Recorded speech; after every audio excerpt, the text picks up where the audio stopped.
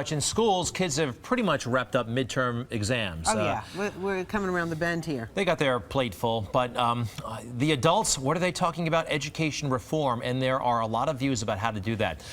The de Blasio administration, over the past couple of months, they've come under fire. Some education insiders pointing at the administration saying, you guys don't have a plan to fix the schools. Well, the mayor announced a plan, a $150 million plan the other day. Some people saw this as too little, too late, but he was passionate about it. Here's the mayor talking about how to fix failing schools. If you don't give a school the resources it needs, if you don't give it the staffing it needs, if you don't give it the innovations it needs, why would you be surprised if year after year it falls behind? We're going to give these schools the tools they need to succeed, plain and simple. Again, they're talking about $150 million to 94 struggling schools. Our next guests think this is not much of a plan at all. In fact, one of them was a high school principal. He quit. He was so frustrated over the city's approach to failing schools. His name is Bernard Gassaway. He's the former principal of the Boys and Girls High School in Bed-Stuy. Thank you so much for being with us. You're welcome. Also, we have Tenicka Boyd. She most recently was part of the Obama administration, where she served at the U.S. Department of Education. Nice to have you both here. Thank you. Mr. Bernard, tell us, you actually quit before you heard the mayor's plan for changing these 94 schools, turning them around. When you heard the details, what did you think? Well, I thought that the game of marketing has continued. This was the same game that the Bloomberg administration has played. And actually, you talk about 90 schools in terms of 94 struggling schools. There are probably more like 900 struggling schools in the city of New York. There are totally 1,700 schools. But when you look at the data, in terms of the achievement data, you have about 70% of our young people between the grades of 3rd to 8th grade who are reading below proficiency. So why did you quit? Why one day did you go and you quit? Not only did you quit, but you quit publicly. You said, right, you know what, you guys don't know what you're doing.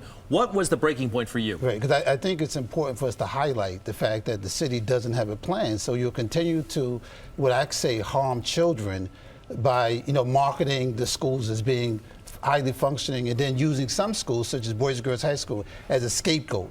And so when you're playing statistical games, children end up being the losers in the game. And it's a bad game. Tenicka, part of the plan was hiring more staff, right?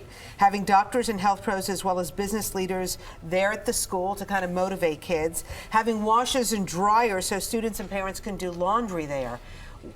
What's your reaction to some of these details?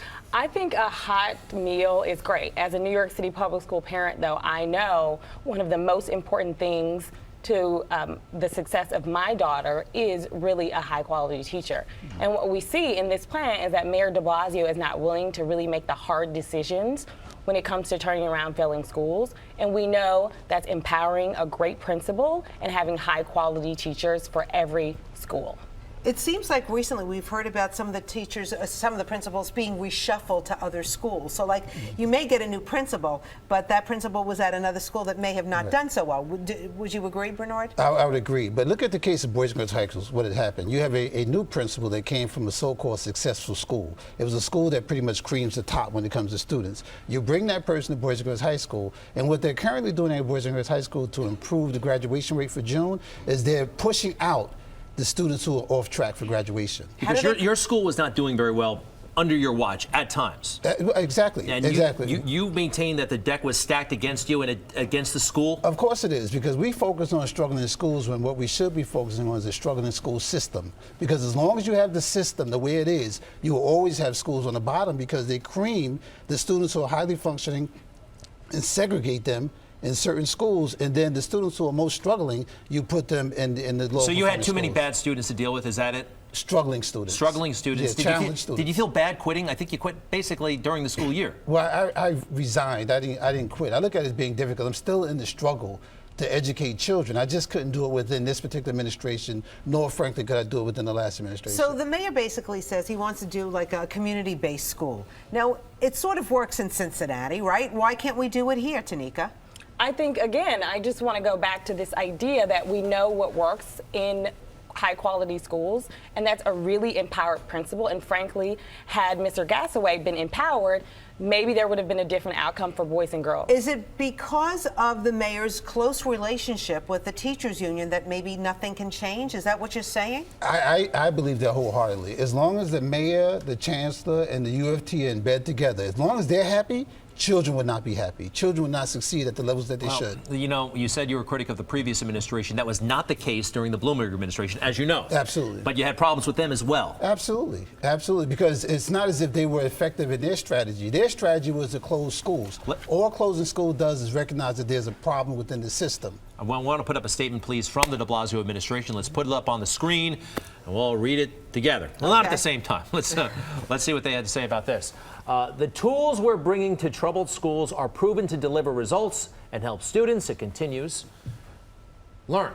It's baffling that the same groups that praise innovations in community schools and extended school days, when they're implemented by independent, boy, this is a doozy. I know, independent schools have become critics when those powerful changes are brought to our public system. I mean, the bottom line is the mayor has made it perfectly clear that he is probably like the last sitting mayor in many, many years that is actually sending his kids or his son right now to public school. And so he kind of feels like he knows the system. And so do you, Tenicka, right? Yeah, I send my daughter to New York City public schools, and I have the pleasure of talking to parents in some of the lowest served communities and neediest communities across New York City. And what many of them want to know is, what is this plan going to do for my child today? And I don't think Mayor de Blasio has a plan for that. I think what he's doing is saying he's willing to really make tough decisions, like empowering educators and empowering leaders in 3 years.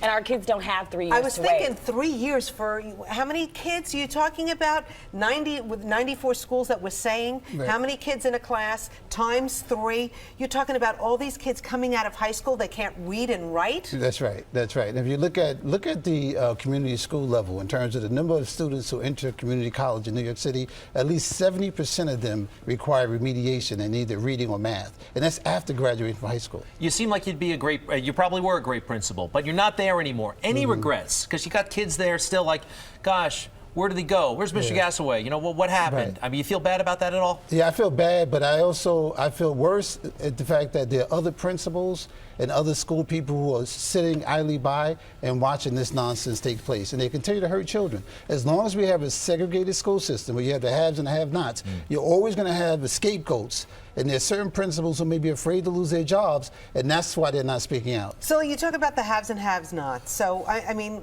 you know, we empower our teachers, right? Of course, we want the best teachers that we can possibly have. I remember years ago, we talked about they're not getting paid enough, so now we pay them enough. They don't speak another language. We make sure that we have teachers who speak another language so that the immigrants can, you know, understand what's going on in the classroom.